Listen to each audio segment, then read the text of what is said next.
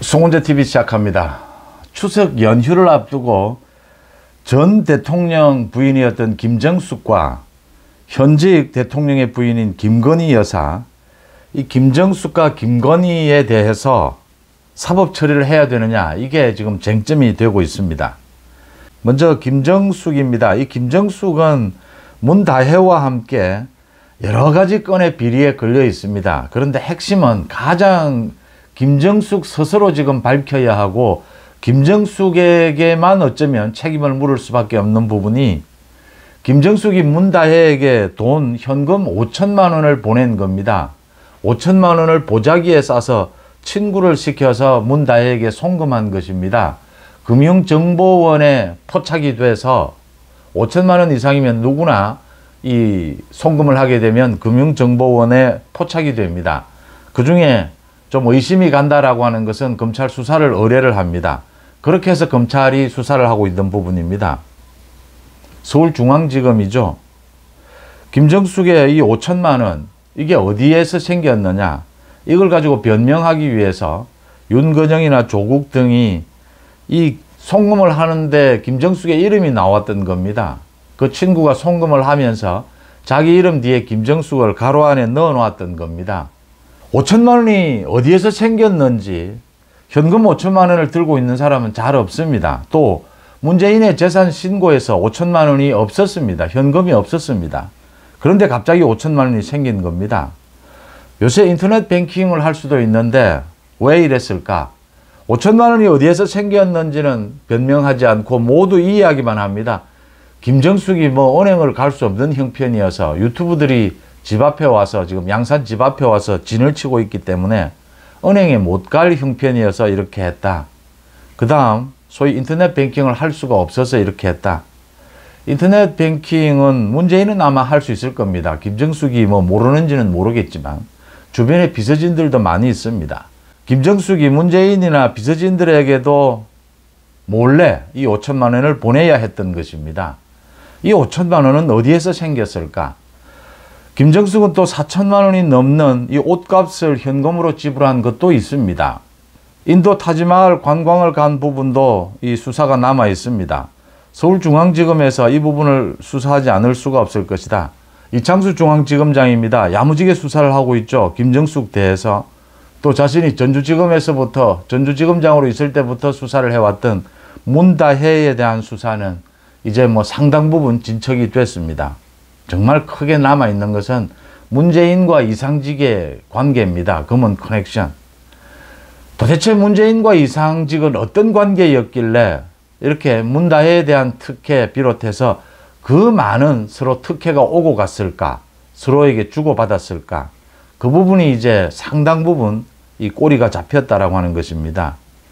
그 중에서도 김정숙입니다. 김정숙은 뭐 이렇게 되면 추석이 지나고 나면 곧바로 문다혜와 김정숙 압수수색이 있어야 합니다. 양산에 대해서. 양산 그 자택, 그 다음에 평산 책방입니다. 이렇게 압수수색이 있고 난 다음에 두 사람을 차례로 소환해야 합니다. 김정숙을 소환해야 하고, 특히 김정숙의 이 현금 5천만 원, 이게 어디에서 나왔느냐, 이게 특활비 아니냐, 아니면 누구로부터 돈을 받은 것 아니냐, 문재인에게도 쏘기려 했던 것이 아니냐, 모르게 처리했던 것이 아니냐. 김정숙은 또 이것뿐만이 아니고 당시에 청와대에 있을 당시에도 이 문다혜와 청와대 직원들을 시켜서 세 차례 돈 거래를 한 것도 드러나 있습니다. 이 부분은 김정숙이 그냥 넘어가지 못할 것이다. 그러니까 이 타지마할 관광을 간 부분이라든지 뭐 다른 부분들은 상당 부분 문재인의 책임일 겁니다. 김정숙도 뭐 같이 책임을 져야 될 부분도 있겠지만, 그런데 이 5천만 원은 순수하게 김정숙이 답해야 하고 김정숙의 책임일 것이다. 김정숙의 사법 처리가 불가피하다라고 하는 점입니다. 그 다음 김건희 여사에 대한 이 주가 조작 부분입니다. 어제 재판이 있었죠. 서울고등법원에서 이 도이치모터스 주가 조작 관련해서 2심 판결이 있었습니다.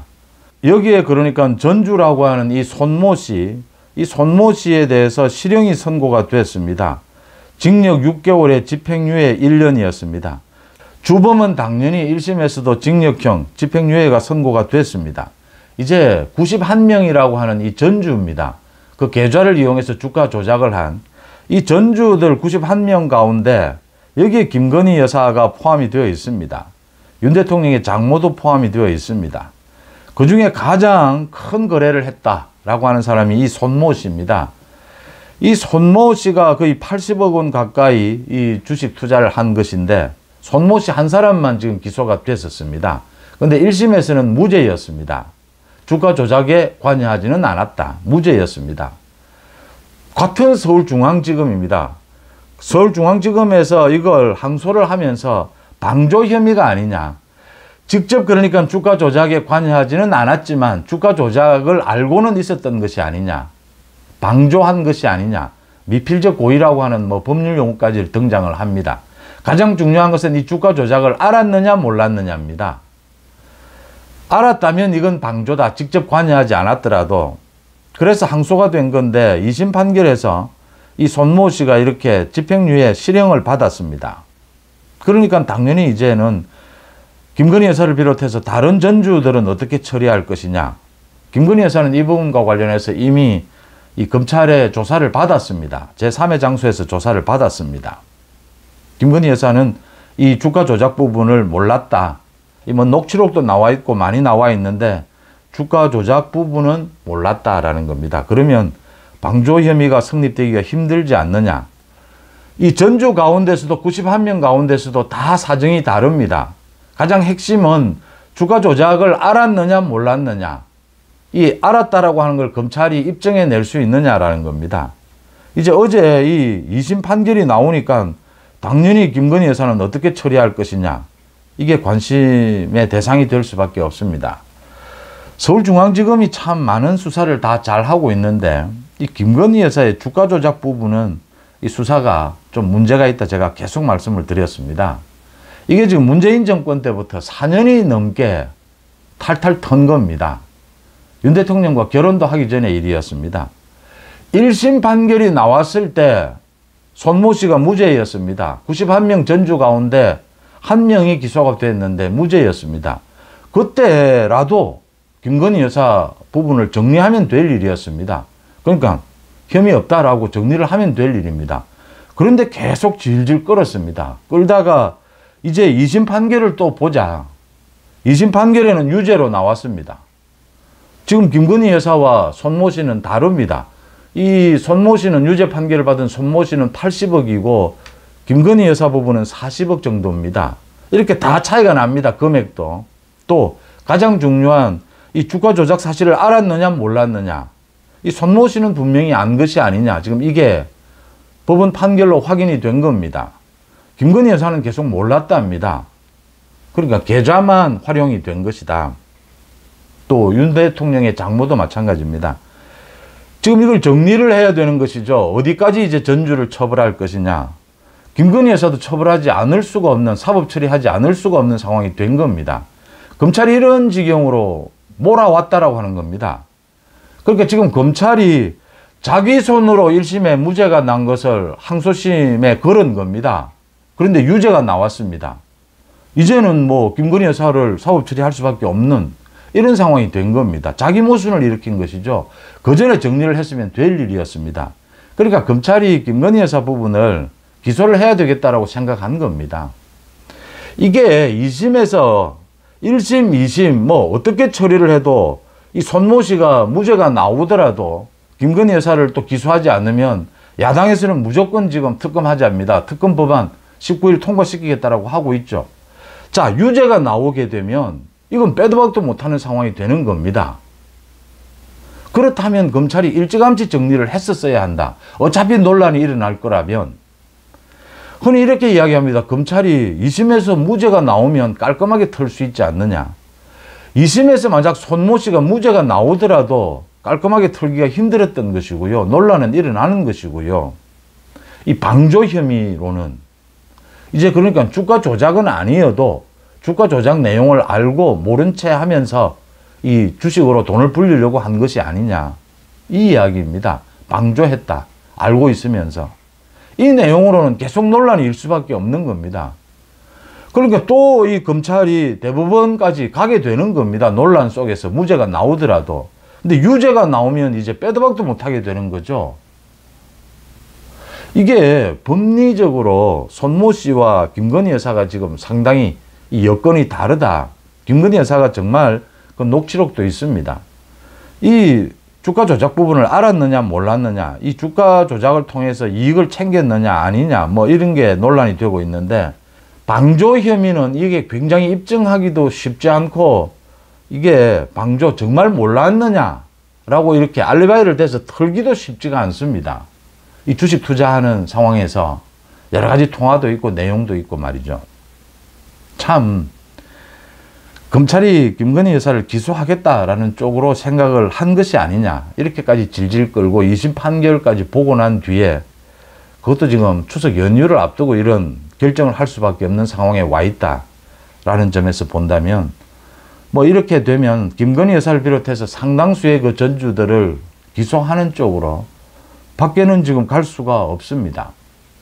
김건희 여사에 대해서 이 주가 조작 부분에 대해서는 서울중앙지검이 이 처리가, 이 부분을 가지고 대통령실과도 그동안 뭐 검찰 쪽에서 대통령실과 이원석을 비롯해서 중앙지검장들이 갈등을 빚었습니다.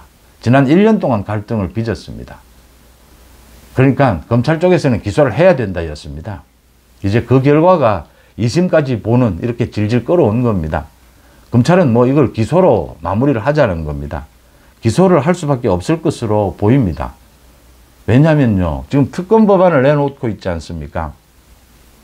김정숙도 특검할 수 있습니다. 김건희도 특검할 수 있습니다. 그런데 검찰이 수사를 잘 하는데 특검을 왜 합니까?